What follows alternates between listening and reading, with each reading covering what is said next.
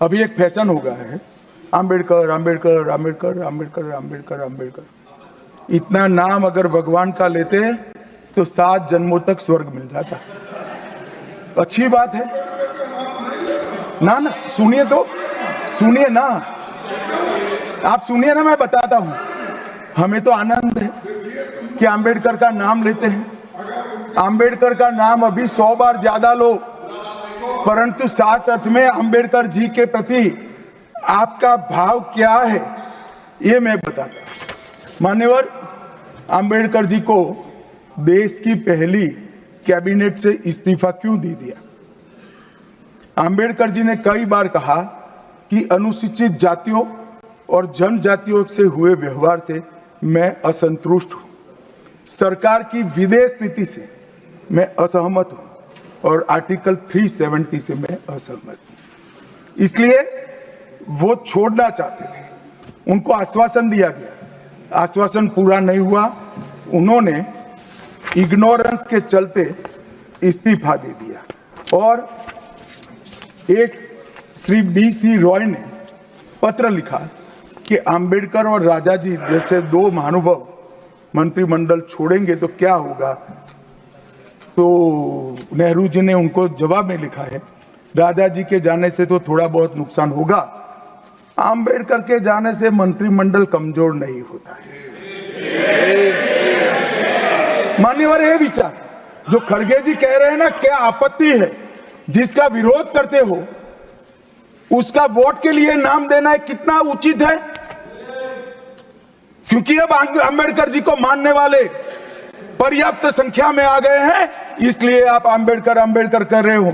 मान्यवर, मुंबई के मेयर ने एक पत्र लिखा था कि मऊ में आम्बेडकर जी का स्मारक बनाना चाहिए।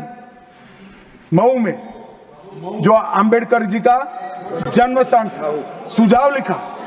उन्होंने कहा आमतौर पर स्मारक निजी पहल से बनाने चाहिए।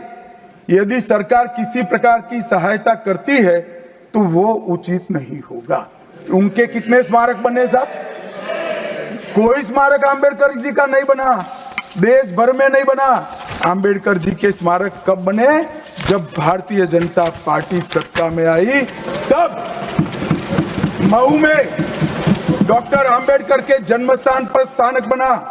लंदन में मामला तो जैसा आपको पता है कि हमारे गृह मंत्री श्री अमित शाह जी ने बाबा साहब के लिए जो अपमानित भाषा का प्रयोग किया है, उसके लिए आज DSP ने उनके लिए कितनी बार क्या बोला उन्होंने? क्या बोला? क्या बोला उन्होंने? उन्होंने बाबा साहब के लिए अंबेडकर अंबेडकर अंबेडकर हाथों से इस तरह से अंबेडकर अंबेडकर अंबेडकर। अरे तुम जितनी बार अंबेडकर का नाम लेते उतना जितनी बार तुम भगवान अंबेडकर की जगह भगवान का नाम लेते तो अब तक तो स्वर्ग मिल जाता। तो हम लोगों के लिए, अमित शाह के लिए उसका स्वर्ग, उसके अमित शाह उसके स्वर्ग में जाना चाहते, अमित शाह के भगवान उनके लिए उनको स्वर्ग पहुंचाए तो बहुत अच्छी बात है। हमारे लिए हमारे भगवान अंबेडकर जी हैं, हम उन्हीं का ही हमारे जब से संविधान बाबा साहब ने। तो ये कहाँ पर बोला उन्होंने? कहाँ पर बोला था ये? सदन के अंदर। तो सदन के अंदर पूरी स्पीच सुनी क्या आपने?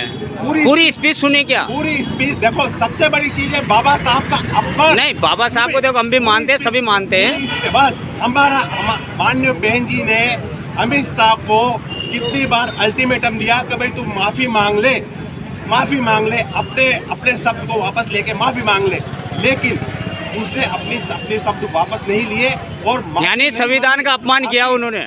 बाबा साहब का अपमान मतलब संविधान का अपमान। संविधान में अपमान मतलब संविधान, मेरी बात सुनो, संविधान का मतलब बहुजन समाज का अपमान, बहुसंख्यक आबादी का अपमान, जो बाबा साहब को मानते हैं उनका अपमान है। संविधान में कितने प्रारूप है? संविधान में तो कितने प्रारूप है? कोई बताएगा संविधान में कितने प्रारूप है?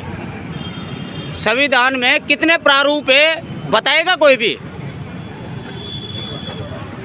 ये देखो नहीं, अरे काका जी झंडे को उधर करो आप। कोई लॉयर नहीं है संविधान में कितने प्रारूप है? हमारे बीच में कोई लॉयर नहीं है, ठीक है ना। ये आप अगर लॉयर से पूछे तो अच्छी बात होगी। आप लोग क्या चाहते हो? सत्ताधारी पार्टी है, सत्ताधारी पार्टी बाबा साहब के विचारधाराओं को मानने वाली पार्टी है, ठीक है ना। समता, हम सिर्फ संविधान को समता, स्वतंत्रता, बंधुता और भाईचारा, ये संविधान का मूल उद्देश्य खड़े हुए। और आज आप क्या कर रहे हैं? फैशन हो गया है, ये साधारण बयान नहीं है, ये संविधान की व्यवस्था को चुनौती है। अंबेडकर के विचार को भारत राष्ट्र से समाप्त करने का षड्यंत्र है। मैंने कहा, दुनिया में जहाँ कहीं भी सामाजिक असमानता है, तमाम सरकारें अंबेडकर के विचार को अंगीकार करके अपने मुल्क को प्रगति के रास्ते पर आगे ला रही है। अगर भारत राष्ट्र में अंबेडकर का विचार समाप्त हो गया तो स्वतंत्रता के अर्थ समाप्त हो जाएंगे। पूरा देश इसके खिलाफ उठकर खड़ा हो, मुझे आज यही कहना है। लगातार जिस तरीके देख रहे हैं, कांग्रेस पे अलग अलग दिखती है, कोई गुट नहीं। ये पहले से धरना था और कल ही AICC का कार्यक्रम आया है, इसलिए सब शामिल है। कोई गुट नहीं। धारीवाल जी जयपुर होंगे, आ जाएंगे। नहीं, अभी वो अलग वो निकाल रहे हैं। मुझे मेरी जानकारी कमेटी के द्वारा ये फाइल निकाला जाए। इन अधिकारियों के हाथ में कुछ नहीं है, विज्ञापन देंगे तो इनकी नौकरी उड़ जाएगी। लेकिन दे दो, दस्तूर है, दस्तूर को पूरा करना ही होगा।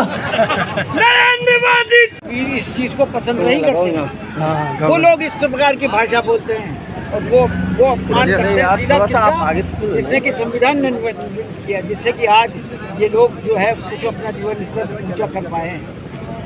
इसलिए ये विरोध है हमारा। और दूसरा अडानी का मामला है।